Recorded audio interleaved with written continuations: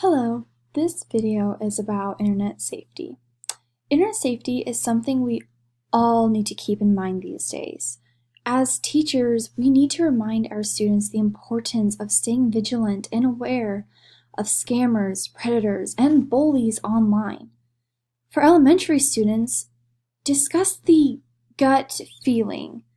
Maybe you can use traffic lights to aid you in doing so. Like green equals this person is okay, but to be cautious of. Yellow is I'm kind of nervous about this, but maybe they're okay, but I'll be extremely cautious of. And red is just don't talk to them, avoid them, just get them off your contacts. This person is a no-no. The same goes for older kids as well.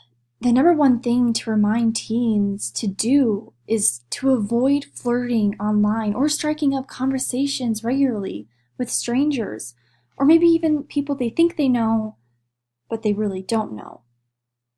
Just unless they know 100% that this is really who they say they are.